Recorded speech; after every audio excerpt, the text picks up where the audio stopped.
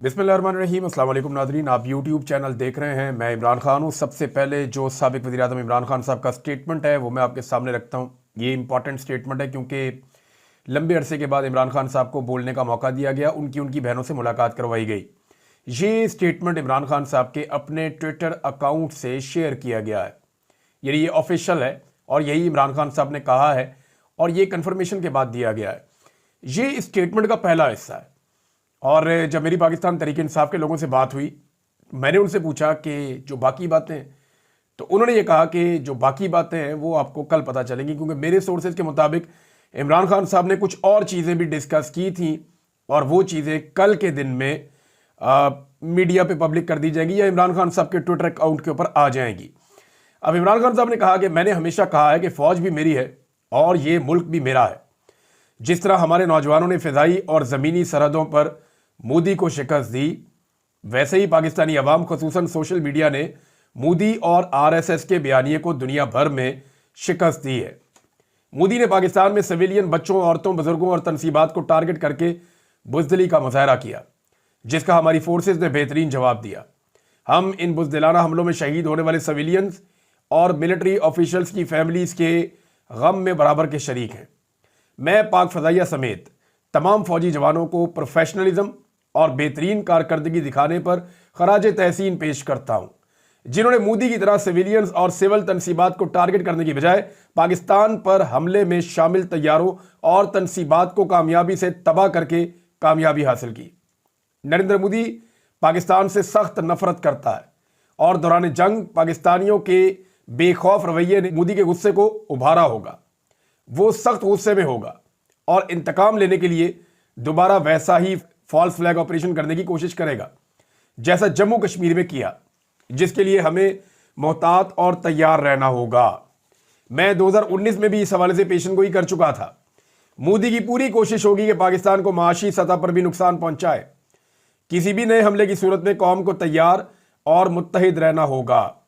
आप अंदाजा करें, जेल में बैठे हुए आदमी को कितना ज़बरदस्त अंदाज़ा है कि मोदी क्या करेगा और क्या कर सकता है। देखिए, वो IMF के पास भी गए, दुनिया में तनहा करने की कोशिश भी की, माशी तौर पे ज़रब लगाने की कोशिश भी की, और जो कुछ उन्होंने किया इमरान खान साहब ने उसी तरीके से बात की। और उन्होंने कहा, मैं पहले भी बता चुका हूँ ये आपको, दौरान जंग फौरी रद्द-ए-अमल देना इंतहाई नागुज़ीर होता है। जंगें 60% तक आसाब से लड़ी जाती हैं और इसीलिए ऐसी लीडरशिप का होना इंतहाई अहम है जिसे कौम की हमायत हासिल हो और जो फौरी तौर पर बड़े फैसले करने और किसी भी हमले का जवाब देने की ताकत रखती हो। हालत जंग में फ़ौज को अवाम की हमायत की बहुत ज़रूरत होती है और कौम का मोराल बहुत अहमियत रखता है, जो फ़ौज का सहारा बनता है। इसलिए मैं मुसलसल इस बात पर जोर देता आया हूँ कि हमें अपने लोगों को आइसोलेट नहीं करना चाहिए और निज़ाम इंसाफ को ज़िंदा करना चाहिए। अडियाला जेल में नाहक कैद साबिक़ वज़ीर आज़म इमरान खान की अपने अहल खाना से मुलाकात में भारत के पाकिस्तान पर हमले और पाकिस्तानी कौम के जवाबी रद्द-ए-अमल के हवाले से गुफ्तगू। बाकी जो बातें इमरान खान साहब ने की हैं वो उनको जारी किया जाएगा इमरान खान साहब के ट्विटर अकाउंट से, तो वो चीज़ें मैं आपके सामने रखूंगा। लेकिन नाजरीन, यहाँ इमरान खान साहब का जो स्टेटमेंट है वो नहायत पॉजिटिव स्टेटमेंट है। पाकिस्तान तहरीक इंसाफ के लोग जो है वो शिकवा कर रहे हैं कि जब इमरान खान साहब इतनी सख्त सज़ा काटने के बावजूद ऐसा पॉजिटिव स्टेटमेंट दे रहे हैं, जब पाकिस्तान तहरीक इंसाफ के लोग या पाकिस्तान का सोशल मीडिया मुश्किल वक्त में पाक फौज के साथ खड़ा है, तो उस वक्त दूसरी तरफ से भी मुस्बत रद्द-ए-अमल आना चाहिए था। यानी अब साहबजादा हामिद रज़ा साहब की बात अगर आप सुने तो वो ये कहते हैं कि इमरान खान ने मुस्बत पैगाम दिया है, मगर पाकिस्तान जिंदाबाद रैलियां निकालने पर, जो 11 मई को पाकिस्तान तहरीक इंसाफ ने प्लान किया था कि रैलियां निकालनी है पूरे पंजाब में और पाकिस्तान में, तो वो कह रहे हैं जी उसमें पंजाब पुलिस ने खुद जो कार्रवाइयाँ की हैं और जो गिरफ्तारियाँ की गई हैं वो नहायत अफसोसनाक है। ये यकजहती कायम करने के लिए जो अमली इक़दाम हैं वो भी होने चाहिए। ज़बानी कलामी यकजहती नहीं होती, और अगर ये सिलसिला ना रुका तो आइंदा इससे भी ज़्यादा बुरे हालात हो जाएंगे कि जो तकसीम पैदा होती चली जा रही है वो मज़ीद तकसीम पैदा हो जाएगी। ये बात जनाब साहबजादा हामिद रज़ा साहब ने की। दूसरी जानिब नरेंद्र मोदी साहब के हालात ये हैं कि वो जंग हारने के बाद बहुत बुरी सूरत हाल में, यानी उनकी एयरफोर्स का नुकसान हुआ है। अगर नंबर आप देखें तो उन्होंने सिविलियंस को मारा है, जो एक शर्मनाक बात है, और उनकी फौज को ज्यादा मार पड़ी है, यह भी एक शर्मनाक बात है। तो दोनों तरफ से उन्होंने घटिया हरकत की। एक तो फौज लड़ नहीं पाई, उनको मार पड़ गई। दूसरा, जिनको मारा फौज ने वो निहत्थे थे। लेकिन इंडियन फौज ने कश्मीरियों को इतना मारा कि उन्हें अब सिविलियंस को मारने की आदत पड़ गई है। नरेंद्र मोदी अब पहुंचे अपनी हारी हुई, टूटी हुई, बोझल, थकी हुई, मायूस एयरफोर्स को हौसला देने के लिए कि उनका मोराल थोड़ा बुलंद किया जाए, एयरफोर्स को होश दिलाई जाए। तो वो एयरफोर्स के पास पहुंचे आदमपुर एयरबेस में। ये भी अंडर अटैक आई थी एयरबेस। यहाँ पे नरेंद्र मोदी साहब गए तो पायलट्स ने और एयरमैन ने और बाकी जो इंडियन एयरफोर्स का, देखें है तो वो प्रोफेशनल एयरफोर्स ही है ना, अभी हारी हुई है, मायूस है, बेचारे बहुत बुरी हालात का शिकार है। पूरे इंडिया में उन पे आवाज़ें उठ रही हैं। उन्होंने राफेल समेत दीगर कीमती तैयारे ज़ाया करवाए हैं, लेकिन फिर भी उनके साथ खड़ा तो होना पड़ेगा इंडिया के प्राइम मिनिस्टर को। तो वो गया उनका हौसला बढ़ाने के लिए। तो वहाँ जाके जो नरेंद्र मोदी ने कहा, यानी वहाँ जाके झूठ बोलना पड़ा। और एयरफोर्स वालों को भी पता था कि हमारा लीडर झूठ बोल रहा है, लीडर को भी पता था मैं इनको झूठी तसल्ली दे रहा हूँ, लेकिन फिर भी दुनिया को फेस तो करना है ना, फेस सेविंग तो चाहिए। तो उन्होंने कहा जी आप सबने अपने अहदाफ हासिल किए हैं, मुबारकबादें दी उन्हें। फिर नरेंद्र मोदी ने कहा जी पाकिस्तान में दहशतगर्दी के ठिकाने और उनके एयर बेसिस ही सिर्फ आपने तबाह नहीं किए बल्कि उनके नापाक इरादे और गुरूर को शिकस्त दी है। फिर नरेंद्र मोदी ने कहा जी अब पाकिस्तानी फौज को भी आपने ये बता दिया है कि पाकिस्तान में कोई ठिकाना ऐसा नहीं है जहां बैठकर दहशतगर्दी करने वाले चैन की सांस ले सकें। तो ये जनाब नरेंद्र मोदी साहब की सोच है और वो एक शिकस्त को एक फतह करार दे रहे हैं। हालांकि उनकी एयरफोर्स जानती है जो उनके साथ हुआ है, उनकी पूरी फौज जानती है, उनका पूरा मुल्क सवाल उठा रहा है जो उनके साथ हुआ है। जिन लोगों ने भारत को जंगी जनून में मुब्तला किया हुआ था ना, वो बहाने बना रहे हैं। वो टीवी पे बैठकर अपनी हार को जीत में तब्दील करने की कोशिश कर रहे हैं। पाकिस्तान की जो सेलिब्रेशन इंग्लैंड में हुई हैं, अमेरिका में हुई हैं, दुनिया भर के ममालिक में पाकिस्तानी खुश हुए हैं, चाहे वो ओवरसीज पाकिस्तानी हैं, जब वो पाकिस्तान के अंदर मौजूद हैं। पाकिस्तान ने जो शुक्र अदा किया अल्लाह का और जो जश्न मनाया है, पाकिस्तान जिंदाबाद रैलियां हुई हैं, और ये सारा पाकिस्तान तहरीक इंसाफ ने किया है। यानी सेलिब्रेशन भी पाकिस्तान की जो फतह है, ये जो जिन लोगों को लाके हुकूमत में उठाया गया वो फतह की सेलिब्रेशन भी नहीं मना सके। आप अंदाजा करें कि PMLN ने सेलिब्रेट भी नहीं किया, पीपल्स पार्टी ने सेलिब्रेट भी नहीं किया।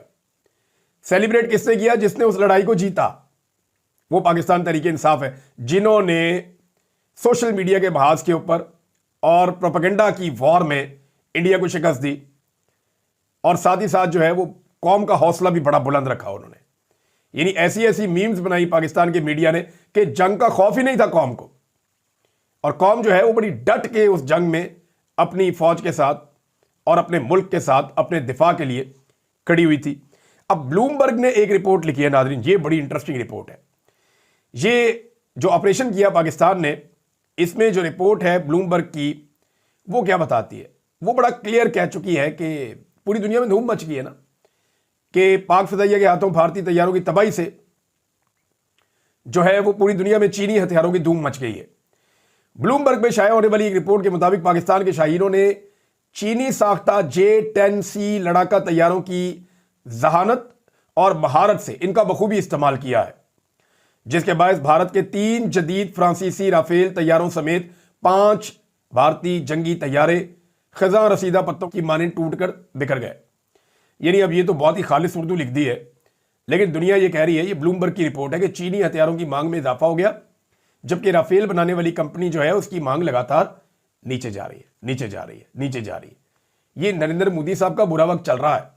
अब जो भी उनके साथ खड़ा होगा उसकी मांग नीचे ही जाएगी, उसके शेयर्स गिरेंगे, उसका भाव नहीं बढ़ेगा। एक स्टेटमेंट जो है वो बड़ा पॉपुलर हो गया आजकल और बहुत ज्यादा वो वायरल हो गया। ये स्टेटमेंट तो 2019 का है, लेकिन आप जरा इस स्टेटमेंट को थोड़ा सा सुनिए। ये जो आवाज आप सुनने जा रहे हैं ये राहुल गांधी की है। ये इंडिया में जो कांग्रेस लीडर हैं वो है राहुल गांधी, और ये अपोजिशन में है, और इनके बिल्कुल पीछे खड़ी हैं इनकी बहन प्रियंका गांधी। अब ये जो राहुल गांधी हैं, इन्होंने 2019 में जब नरेंद्र मोदी ने राफेल का सौदा किया था तब इन्होंने कोई बात की थी। वो बात इस वक्त पूरे भारत में नहीं पूरी दुनिया में वायरल हो रही है। राहुल गांधी ने क्या कहा था, जरा ये आप सुनिए। Prime minister has helped steel 30,000 crore from the defence forces. ये गौर करें, अब वो क्या कह रहे हैं, वो कह रहे हैं मेरी बात गौर से सुनो। हमारे वजीर आजम ने 30,000 करोड़ चोरी करके डिफेंस फोर्सेस का अनिल अंबानी को दिया है। और ये जनाब उस वक्त के अखबारात में भी छपा हुआ है। मैंने इस स्टेटमेंट की डिटेल्स निकाली तो अखबारात में बाकायदा छपा हुआ है। इंडिया टुडे में छपा था कि राहुल गांधी ने कहा कि जो राफेल की डील हो रही है उसमें अनिल अंबानी को फायदा दिया नरेंद्र मोदी ने और यह भारत का नुकसान कर रहा है। फिर आपने राफेल की दुर्गत बनती हुई देखी। तो इसलिए इस वक्त ये जो स्टेटमेंट है राहुल गांधी का, ये बहुत ज्यादा वायरल हो गया पूरी दुनिया में। हर तरफ दुनिया में जो है वो इस स्टेटमेंट की धूम मच गई है। और एक और चीज जो एतराफ जुर्म भारत की तरफ से आई है, बड़ा इंटरेस्टिंग है।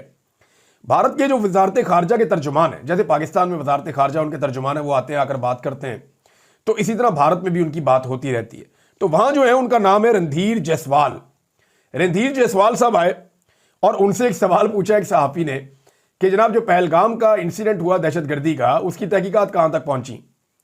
तो उन्होंने कहा जी उसकी तो तहकीकात की जा रही हैं। अब ये इतना बड़ा एतराफ जुर्म है कि एक वाकया जिसकी अभी आप तहकीकात कर रहे हैं, अभी आपको पता करना है कि इसके पीछे कौन था, कहां से आया था, किसने भेजा था। उस वाकये की तहकीकात मुकम्मल होने से पहले, किसी नतीजे पर पहुंचने से पहले आपने एक गैर जिम्मेदार एटमी कुव्वत होने का सबूत दिया और एक दूसरी एटमी कुव्वत के ऊपर आपने जंग मुसल्लत कर दी। यानी आप अंदाजा करें कि एक एटमी कुव्वत है लेकिन कोई इतना गैर जिम्मेदार मुल्क होगा कि अभी तहकीकात भी नहीं हुई उस वाकये की और उस वाकये को बुनियाद बनाकर पाकिस्तान जैसे एटमी मुल्क के ऊपर हमला कर दिया। यह इतना गैर जिम्मेदार कोई नहीं हो सकता। अब आलमी सतह के ऊपर भारत को इसकी कीमत चुकानी पड़ेगी। भारत और पाकिस्तान के बीच में जो टसल चल रही है उसकी वजह से पाकिस्तान और भारत ने दोनों ने अपने अपने मुल्क के अंदर जो उनके बंदे मौजूद हैं, यानी वो सफारती हमला जो होता है पाकिस्तान का भारत में और भारत का पाकिस्तान में, तो उन्होंने एक एक बंदे को नापसंदीदा करार देके वो 24 घंटे में मुल्क छोड़ने का कह दिया है। तो ये वहां पे इस तरह के गिमिक्स भी चल रहे हैं और ये चलते रहेंगे। लेकिन डोनाल्ड ट्रंप ने इस मौके पर पाकिस्तान और भारत के बारे में बात की है। लेकिन डोनाल्ड ट्रंप एक दौरे पर है और वो सऊदी अरब के दौरे पर है और ये बड़ा इंपॉर्टेंट दौरा है सऊदी अरब का, डोनाल्ड ट्रंप का, क्योंकि सऊदी अरब ने बहुत बड़ी इन्वेस्टमेंट अमेरिका में करनी है और इसके बदले में सऊदी अरब के साथ दिफाई ताउन जो है वो अमेरिका बढ़ाएगा। और मिडिल ईस्ट के लिए ये बहुत इंपॉर्टेंट दौरा है क्योंकि यहां पे पूरे मिडिल ईस्ट के ऊपर इसके असरात पड़ेंगे। स्पेशली डोनाल्ड ट्रंप ये चाहता है कि गजा के हवाले से वो कोई ऐसा हल निकाल ले, जैसा कि वो ये सोचता है कि गजा के रहने वाले तमाम मुसलमानों को वहां से शिफ्ट कर दिया जाए। और गजा का जो प्लॉट है, ये प्रॉपर्टी है, गजा जो है वो दुनिया की बेहतरीन लोकेशन में से एक है। इस जगह के ऊपर डोनाल्ड ट्रंप ये चाहता है कि वो बहुत शानदार किस्म की वो चीजें बनाए। लेकिन वहां के मुसलमान कहां जाएंगे? वो जो वहां सदियों से रहते चले आ रहे हैं, जिनका हक है उस जमीन के ऊपर, उन्हें वहां से कैसे निकाला जा सकता है? इसके बदले में जो अरब ममालिक हैं उन्होंने कहा जी बिल्कुल ठीक है, हम गजा को तामीर करते हैं, शानदार तामीर करते हैं, जैसा आप कह रहे हैं उससे बेहतर तामीर करते हैं, लेकिन गजा के रहने वाले गजा में ही रहेंगे, इसका फंड हम देंगे। अब डोनाल्ड ट्रंप उनके साथ किसी नतीजे पर पहुंचते या नहीं पहुंचते, लेकिन पाकिस्तान और भारत के हवाले से उन्होंने दोबारा कहा कि मैंने इन दोनों को जंग से रोका और मैंने कहा कि आओ ट्रेड करते हैं। पहले ये कहा था कि थोड़ा मैंने धमकाया था, लेकिन अब उन्होंने थोड़ा अल्फाज को चेंज किया डोनाल्ड ट्रंप ने। और उन्होंने कहा मैं उम्मीद करता हूं कि पाकिस्तानी और भारतीय क़यादत के साथ मुश्तरका डिनर कर सकेंगे, क्योंकि डोनाल्ड ट्रंप ने कहा कि कश्मीर के मामले पर मैं सालसी करने के लिए तैयार हूं। तो पाकिस्तान के वज़ीर आज़म ने फौरन कहा कि जनाब आप कर दें फैसला कश्मीर का, हमें बिठा के दोनों को। लेकिन सेम टाइम में इंडिया ने इनकार कर दिया। इंडिया ने कहा जी हम जाने और पाकिस्तान जाने, आप कौन होते हैं बीच में आकर फैसला करने वाले? ये वजह यह है कि पाकिस्तान तो कहेगा दुनिया का कोई भी मुल्क बैठ जाए न्यूट्रल बन के और कश्मीर का मामला हल कर दे, क्योंकि पाकिस्तान इसमें गिल्टी नहीं है। इंडिया क्योंकि इसमें गिल्टी है तो इंडिया कहता है कोई भी ना बैठे बीच में, क्योंकि उसे पता है कोई तीसरी कुव्वत बैठेगी तो फौरन डिसीजन ले लेगी कि पाकिस्तान ठीक कह रहा है, इंडिया गलत कह रहा है, कश्मीरियों का हक मारा गया है। बहरहाल डोनाल्ड ट्रंप कुछ और चाहता है। दुनिया के कुछ बड़े मसाइल जो अभी बाकी हैं उनमें एक मसला फ़लस्तीन है, मसला कश्मीर है, दीगर कुछ और मसाइल हैं। उधर जो है ईरान के साथ भी एक इनकी टसल चल रही है। ईरान के ऊपर पाबंदियां लगाने की बात की डोनाल्ड ट्रंप ने और सेम टाइम में शाम के ऊपर से पाबंदियां उठाने की भी बात की डोनाल्ड ट्रंप ने। अच्छा, ये जो शाम के ऊपर से पाबंदियां उठाई है ना, क्योंकि बशार चला गया है वहां से शाम से, और इस वक्त शाम में जो हुकूमत बनी है वो सऊदी अरब को भी पसंद है, इवन अमेरिका को भी अब वो बुरी नहीं लगती। लिहाजा सऊदी वली अहद जो हैं मोहम्मद बिन सलमान, उनके कहने पर डोनाल्ड ट्रंप ने ये ऐलान किया उस तकरीब में कि जनाब मैं अभी ऐलान करता हूं कि शाम के ऊपर से हम अपनी पाबंदियां उठा रहे हैं। इस पे बड़ी तालियां बजी, बड़ी वाहवाकारी हुई। اور ڈونلڈ ٹرمپ کو پھر چپ کرنا پڑا تھوڑی دیر کے لیے کیونکہ لوگوں نے بہت اس کو اپریشیٹ کیا. حتیٰ کہ محمد بن سلمان تالیاں بجاتے بجاتے کھڑے ہو گئے اور باقی سب لوگ بھی کھڑے ہو گئے اور وہاں پہ بہت دیر تک ڈونلڈ ٹرمپ کا شکریہ ادا کیا گیا کہ انہوں نے شام کے اوپر سے پابندیاں ختم کر دی ہیں. لیکن دیکھیں جو یہ جتنے مرضی ممالک ایک دوسرے کے قریب آئے, یہاں اپنے قومی مفادات یا اپنے ملکی مفادات سب سے آگے رکھے جاتے ہیں. اور ڈونلڈ ٹرمپ کو جب ایک مشروب پیش کیا گیا, یہ ایک ویژول ہے, یہ بہت زیادہ وائرل ہو رہا ہے پوری دنیا میں. ایک چھوٹا سا گلاس ہے, ایک سعودی عملے کا شخص ہے جو آتا ہے اور ایک مشروب دیتا ہے ڈونلڈ ٹرمپ کو, وہ مہمان ہے, اور ایک مشروب دیتا ہے محمد بن سلمان کو. ڈونلڈ ٹرمپ اپنے مشروب کو اپنے گھٹنوں کے بیچ میں اپنے ہاتھ میں پکڑ کے بیٹھ جاتے ہیں, جبکہ محمد بن سلمان جو ہے وہ اس مشروب کو پی لیتے ہیں. محمد بن سلمان اس مشروب کو پیتے ہیں اور وہ گلاس واپس چلا جاتا ہے. لیکن ڈونلڈ ٹرمپ نے کیونکہ مشروب کو نہیں پیا تو مشروب ان کے ہاتھ میں تھا, اور اس کے بعد وہ بڑے آرام سے تھوڑا جھکتے ہیں اس کی طرف, محمد بن سلمان کو مخاطب کرتے ہیں, محمد بن سلمان کے ساتھ بات چیت شروع کرتے ہیں اور بڑے غیر محسوس انداز میں اپنا ایک ہاتھ پیچھے لگا کے اور اس مشروب کو سائڈ میں پھینک دیتے ہیں. ڈونلڈ ٹرمپ نے وہ مشروب کیوں نہیں پیا؟ نہیں, بڑا سوال یہ ہے نا. دیکھیں یہ تو نہیں ہو سکتا کہ ان کو کوئی ایسا مشروب دیا گیا ہو جس میں ان کی طبیعت کے خلاف کوئی چیز ہو, اس بات کا تو خیال رکھا جائے گا نا. تو جو مشروب دیا گیا ہوگا وہ صحت کے لیے برا بھی نہیں ہو سکتا. لیکن کیونکہ یہاں پہ جتنے مرضی اچھے تعلقات ہوں, ایک دوسرے پہ ٹرسٹ نہیں کیا جا سکتا, ایس او پیز نہیں توڑے جا سکتے, اور یہی دنیا کی بڑی طاقتیں کرتی ہیں. تو ڈونلڈ ٹرمپ نے بتایا کہ آپ کے تعلقات جتنے مرضی اچھے ہوں, آپ کو اپنے آپ کو محفوظ رکھنے کے لیے بھروسہ نہیں کرنا. آپ نے اپنے طریقے سے چلنا ہے اور اپنی شرائط پر چلنا ہے. اس کو سوٹ بھی کرتا ہے نا, وہ دنیا کے سب سے طاقتور ملک کا پریزیڈنٹ ہے, اس کے کچھ ایس او پیز بھی ہیں. بہرحال ڈونلڈ ٹرمپ نے اس مشروب کو نہیں پیا اور بڑی چالاکی سے سائڈ پہ ہاتھ لے جا کے پیچھے سے اس کو مشروب کو غائب کر دیا اور اس کو پینے سے گریز کیا. تو یہ ایک ویژول پوری دنیا میں بڑا وائرل ہو رہا ہے. شاید سعودی لوگوں کو اچھا نہ لگے, لیکن انہیں اچھا نہ لگے یا اچھا لگے اس سے کوئی فرق نہیں پڑتا. کمل شوذب صاحبہ کا ایک جو ویڈیو ہے وہ وائرل ہو گئی ہے. شاید یہ ایک لیک ویڈیو ہے جس میں وہ شاید کہیں بات کر رہی تھی, وہاں سے وہ کلپ نکلا اور لگ گیا, اور اس میں انہوں نے علیمہ خان صاحبہ پہ تنقید کی ہے جو عمران خان صاحب کی بہن ہے. کمل شوذب صاحبہ ہوں یا پاکستان تحریک انصاف کی دیگر خواتین ہوں, ان کے اوپر تحریک انصاف اکثر تنقید کرتی رہتی ہے اور وہ تحریک انصاف کی لیڈرشپ پہ بھی تنقید کرتے رہتے ہیں. تحریک انصاف کا سوشل میڈیا تو ایسا ہے کہ عمران خان صاحب پہ بھی وہ تنقید کر دیتے ہیں جب کبھی کوئی غلط فیصلہ وہ کر لیں تو اس پہ وہ غصے میں آ گئی, اور ان کی جو ویڈیو ہے اس میں انہوں نے کہا جی کہ عہدوں کی عزت نہیں ہوگی تو کون سا ڈسپلن فالو کریں گے. یہ بات تو انہوں نے کہا کہ ڈسپلن تو فالو ہونا چاہیے پارٹی میں. پھر انہوں نے کہا بیرسٹر گوہر چیئرمین ہے, ہم عزت کرتے ہیں اور وہ ہمیں بولنے کا موقع دیتے ہیں, ہم بولتے ہیں. عمران خان نے عہدے دیے ہیں, ان کے فیصلے کی عزت ہم کر رہے ہیں. کوئی کون ہوتا ہے اس کو یہ کہنے والا یہ تو منشی ہے, فلانا ہے, یا یہ باتیں کرنے والا. ٹکے ٹکے کے لوگ جو اٹھ کر بدتمیزیاں کر رہے ہیں, جو عمران خان کے گیٹ کے اوپر جو لوگ ڈیوٹیاں دیتے تھے وہ اٹھ کر پارٹی چیئرمین کو بے عزت کر رہے ہیں. دیکھیں جو لوگ گیٹ کے اوپر ڈیوٹیاں دیتے تھے وہ تنخواہ دار نہیں تھے, یہ سارے وہ لوگ تھے جو اپنی جان پر کھیل کے عمران خان صاحب کی حفاظت کر رہے تھے. میرے خیال میں یہاں تھوڑا سا اوور ڈوز ہو گئی. جو لوگ باہر کھڑے ہوئے تھے وہ بڑے قابل احترام لوگ تھے, بڑے بڑے بزنس مین, بڑے اچھے لوگ, تگڑے پیسے والے لوگ بھی وہاں آ کر بیٹھے ہوئے تھے. وہ وہیں پر آ کے باہر ڈیوٹی دیتے تھے اور وہ اپنی مرضی سے آ کر بیٹھتے تھے, انہیں کوئی بلاتا نہیں تھا یا ان کی یہ ڈیوٹی نہیں تھی ایز سچ. وہ آ کر کہتے تھے جی ٹھیک ہے ہم نے اپنے لیڈر کی حفاظت کرنی ہے. پھر انہوں نے کہا جی کہ علیمہ خان نے کہا کہ گوہر کون گوہر, عمران خان چیئرمین ہے, تو میں علیمہ آپا سے لڑوں گی جس دن مجھے وہ نظر آئیں گی کہ یا تو آپ اعلان کریں کہ آپ سیاست میں آ گئی ہیں, اور اگر آپ خان صاحب کی فیملی ہیں تو پلیز آپ پارٹی کو پھر برباد مت کریں باہر سے بیٹھ کر. اچھا اب یہ اس کے بعد بڑا زیر عتاب آ گئی ہیں کمل شوذب صاحبہ. وجہ یہ ہے کہ اس سے پہلے بھی ان پر الزامات لگتے رہے کہ یہ خواتین مخصوص نشستوں کے حوالے سے عدالتوں میں ضرور جاتی ہیں, لیکن عمران خان کے کیسز ہوں, احتجاج ہوں یا عدالتی کوئی اڈیالہ کی کارروائیاں ہوں, وہاں پہ ان کی حاضریاں جو ہے وہ اکثر نہیں لگتی. تو اس وجہ سے ان کے اوپر جو ہے وہ پہلے بھی کافی پاکستان تحریک انصاف کے اندر سے جو ہے وہ آوازیں احتجاج کی اٹھتی رہتی ہیں. جب ایک پارٹی ایسی حالات میں ہوتی ہے تو یہ نارمل ہیں چیزیں. میرے خیال میں ان چیزوں کو برداشت کرنا چاہیے. اور عمران خان کی بہنیں جو ہیں وہ ایک مخصوص سٹیٹ آف مائنڈ سے گزر رہی ہیں جس کو سب لوگ سمجھ نہیں سکتے. ان کا بھائی جو ہے وہ عمر کے اس حصے میں ہے, وہ خود بھی, اور ان کے ساتھ جو کچھ ہو رہا ہے, 70 سال سے زائد ان کی عمریں ہیں, بار بار وہ گرفتار ہو جاتی ہیں, بار بار انہیں جو ہے وہ ٹارچر کیا جاتا ہے, انہیں پریشان کیا جاتا ہے, 2 مہینے ان کے بھائی سے ان کی ملاقات نہیں ہونے دی جاتی. تو اگر وہ کوئی سخت بات کر دیں تو میرا نہیں خیال, جیسے فیصل چودھری کی میں تعریف کروں گا, آپ انہیں کچھ بھی کہیں, لیکن جب ان کے اوپر علیمہ خان صاحبہ نے ان کے اوپر تنقید کی تو انہوں نے اس کو ویلکم کیا. انہوں نے کہا جی عمران خان کی بہنیں پریشان ہیں, وہ مجھے کچھ بھی کہہ سکتی ہیں, اور ان کی پریشانی اور ان کا کہنا جائز ہے, میں کسی قسم کا جو ہے اس کے اوپر رد عمل نہیں دوں گا. تو فیصل چودھری نے بڑے ظرف کا ثبوت دیا تھا.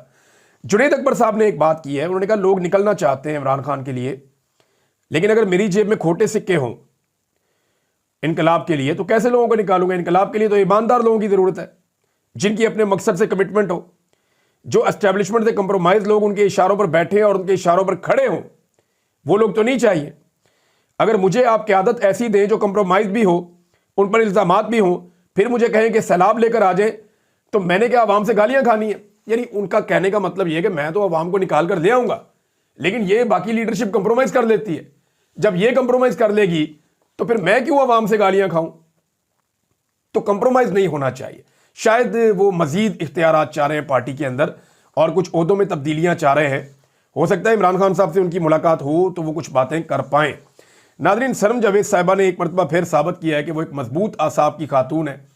جب انہیں لایا گیا پیشی پہ تو جس طرح انہوں نے کھل کر بات کی, نہ صرف آپریشن کے بارے میں, انڈیا کے بارے میں, مودی کے بارے میں, نواز شریف کے بارے میں, مریم کے بارے میں, آرمی چیف کے حوالے سے سوال کیا گیا تو انہوں نے کہا جی آرمی چیف کو اگر میں نے کچھ کہا ہے تو ان کا نمائندہ آگے عدالت میں پیش ہو جائے نا. یہ کیسے ہو سکتا ہے کہ آپ مجھے صرف زبانی کلامی کری جائیں؟ تو بڑے مضبوط اعصاب کی خاتون ہے, آئرن لیڈی ہے واقعی.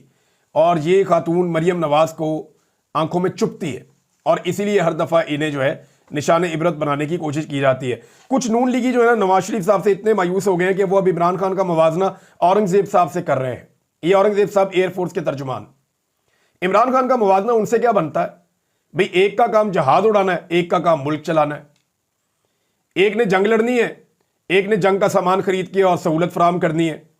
یہ تو موازنہ کو بنتا نہیں ہے. کیا اورنگزیب صاحب نے الیکشن لڑنے کا فیصلہ کر لیا ہے جو آپ عمران خان صاحب سے ان کا موازنہ کریں گے؟ مسئلہ صرف اتنا ہے کہ نواز شریف صاحب اس حد تک نیچے جا چکے ہیں کہ اب ان کی پارٹی کے لوگ یا ان کے قریبی لوگ جو ہیں وہ بندے ڈھونڈتے کہ کوئی مقبول آدمی ہو تو عمران خان کے کھاتے ڈال دیں. وہ بیچارہ تھرو پھینکنے والا آیا تھا ندیم, اس کو اٹھا کے عمران خان کے سامنے کھڑا کر دیا. یعنی ان کو جو بندہ تھوڑا سا بھی مقبول نظر آتا ہے نا, اس کو لاگے عمران خان کے سامنے کھڑے کر کے ٹیسٹ کرتے ہیں. اور بھائی ہر ایک کا اپنا اپنا کام ہے. عمران خان لیڈر ہے, اس کا مقابلہ کرنا ہے. اپنے تو آرمی چیف سے بھی نہیں کر سکتے آپ. عاصم منیر سے ان کا کیا موازنہ؟ یہ ریٹائر ہو جائیں گے, وہ لیڈر ہے, وہ فیصلے کرنے والا ہے, یہ فیصلے فالو کرنے والے ہیں. تو یہ موازنہ آپ صرف کر سکتے ہیں نواز شریف سے, زرداری سے. وہاں بیچاروں سے ہو نہیں رہا تو وہ بندے ڈھونڈتے رہتے ہیں.